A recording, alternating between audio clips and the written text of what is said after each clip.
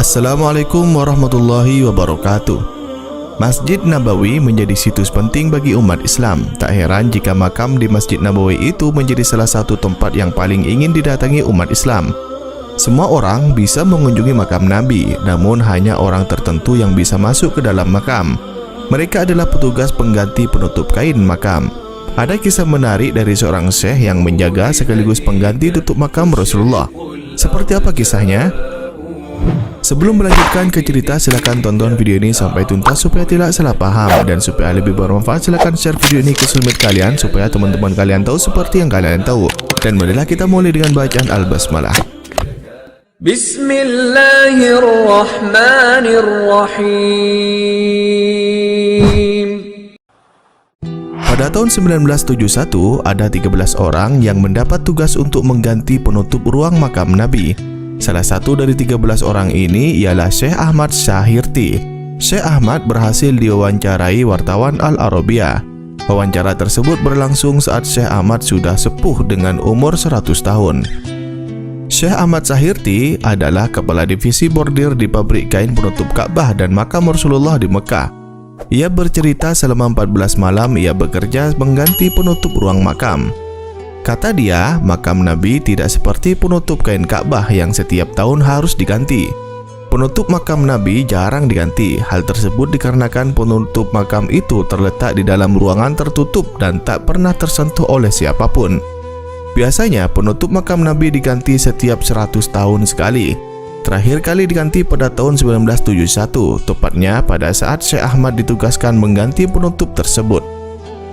Ketika ditanya tentang ruang makam Nabi, ia menjawab dengan suara gemetar. Bagaimana aku bisa mengungkapkan perasaanku pada saat aku memasuki ruang makam Nabi? Aku tidak mampu, karena itu sudah di luar batas kemampuanku berbicara. Dan aku tidak pernah berpikir bahwa suatu hari aku akan ditanyakan tentang pengalaman ini. Kami adalah orang yang pertama yang masuk bersama Sayyidil Habib As'ad Syera, salah satu tokoh di Madinah Al-Munawwarah yang merupakan direktur wakaf keagamaan Madinah pada saat itu, dan Habib Maghrabi dari manajemen pabrik, dan banyak lagi yang lain. Kami berjumlah 13 orang. Aku tidak ingat sebagian besar dari mereka karena saat ini mereka telah meninggal dunia. Kami didampingi kepala suku Agas, yaitu penjaga makam Nabi turun-temurun. Syekh Ahmad bercerita ketika ia memasuki ruangan makam, tercium bau harum yang aromanya tidak pernah tercium sebelumnya. Aroma keharumannya sangat luar biasa. Lihatlah lensa kacamata ini, dan ia menunjuk ketebalan kacamatanya, dan lihatlah berapa banyak rambut putih. Itu semua menunjukkan berapa tahun kehidupan yang kubawa.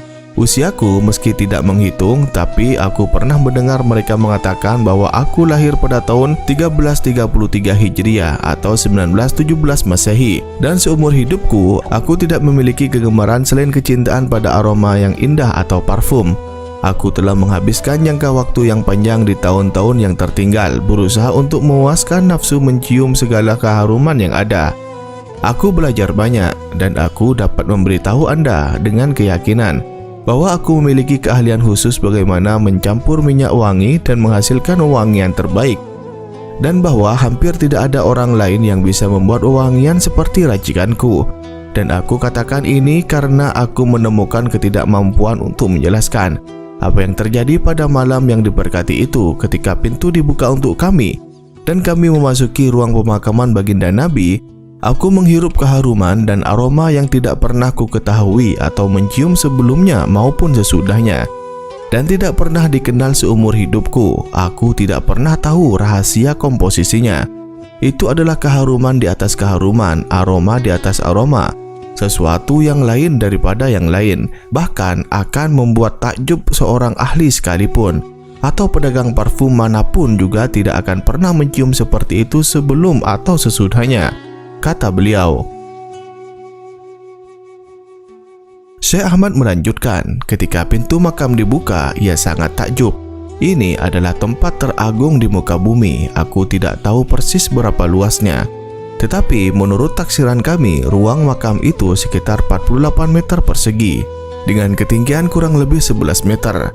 Di bawah kubah hijau ada kubah kecil dan tertulis di situ makam Nabi, makam Abu Bakar As-Siddiq, dan makam Umar bin Khattab. Di samping 3 makam, terdapat makam lain yang kosong. Ternyata ruangan tersebut merupakan ruang dari Sayyidah Fatimah Az-Zahra, yang merupakan rumah di mana dia dan keluarganya tinggal.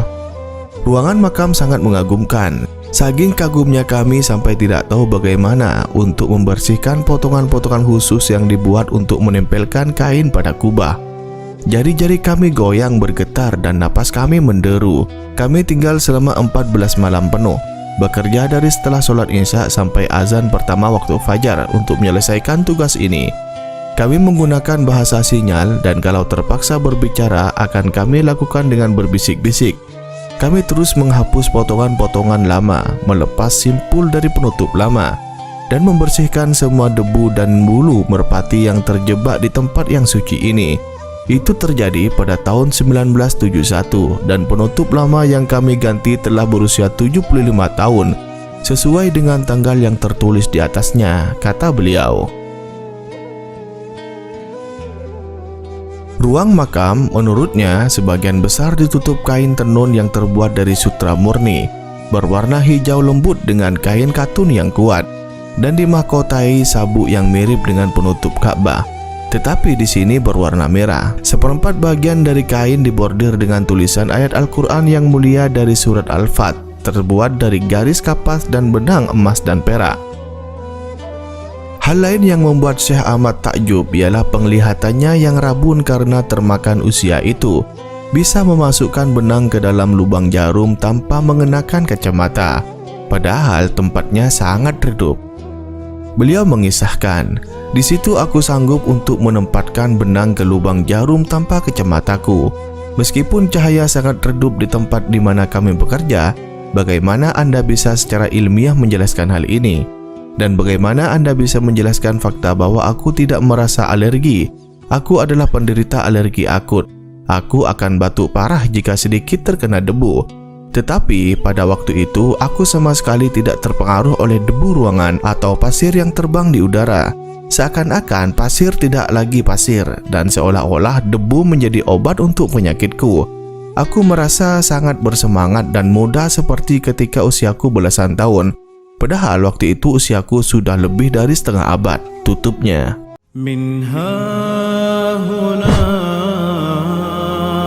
Ikhwani fillah, bagaimana pendapat Anda tentang kisah ini? Semoga kisah ini bermanfaat dan kita bisa mengambil pelajaran di dalamnya. Wallahu a'lam bishawab. Wassalamualaikum warahmatullahi wabarakatuh.